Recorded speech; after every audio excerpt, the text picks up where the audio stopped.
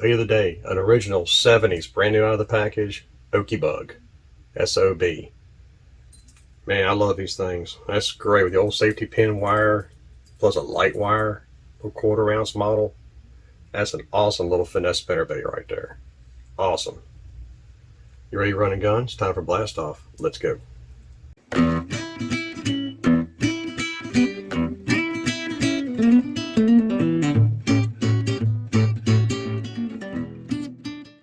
Hey guys, Ty here with you. Welcome back to Bassin 101.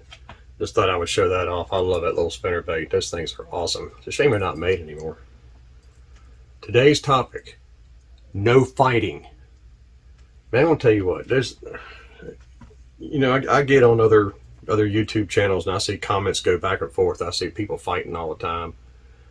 Either they just don't have anything better to do, or they're stuck in their mama's basement, don't know where else to go with their burger flipping job, or they just, I don't know.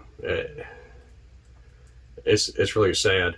And I've had two instances on this channel where somebody tried to start a fight. And one of them got blocked. The other one, I actually left the comments on just so you guys can see.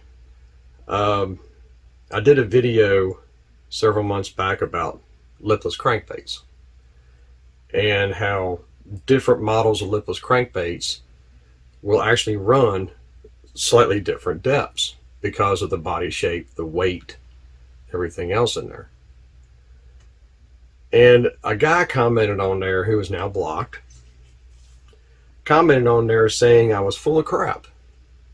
Said if I'm going to do a video like that, I need to provide underwater camera footage and show how each one of them runs differently, because he refuses to believe that a lipless crankbait will run different depths when they're all running side by side. Apparently he only throws one kind of lipless crankbait. I mean, come on guys, if you take a rattle trap and run it with the same outfit, turn around with a Cordell Spot, run the same outfit, that thing runs shallower than a rattle trap.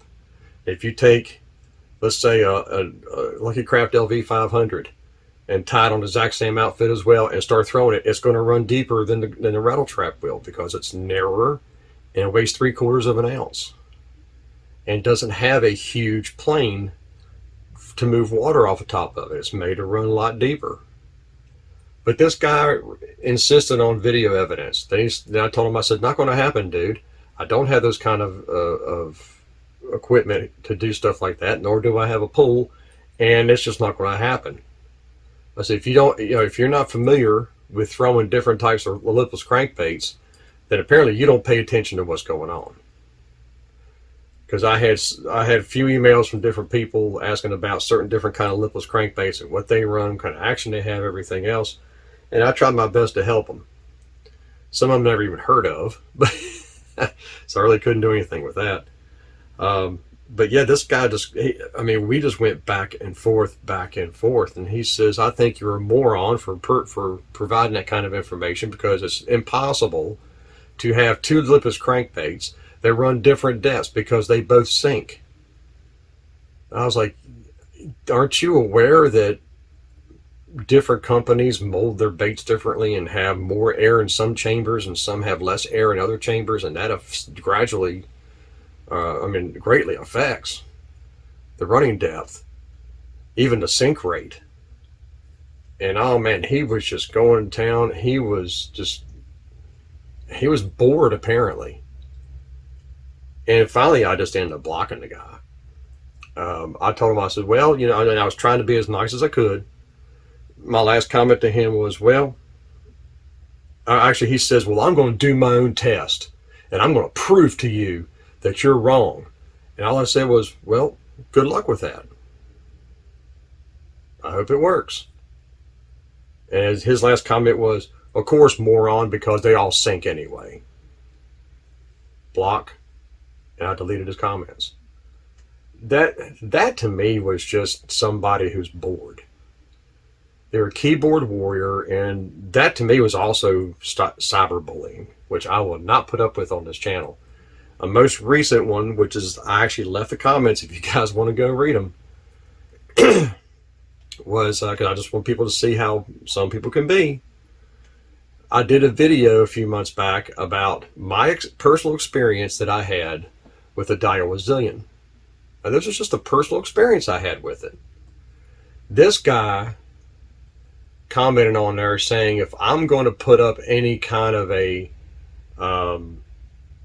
what do they call those videos? Comparison videos, comparing the new Zillions to the newer, older Daiwas from a few years ago, I should have rod manufacturer listed. I should have my line listed on there. I should have the cranking speed I was using that was on there.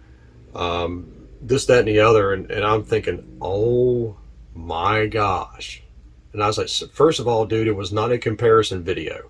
I was not doing an evaluation of a Daiwa Zillion. I was basically saying, hey, I bought this reel. I pulled it out of the box. This is what it did.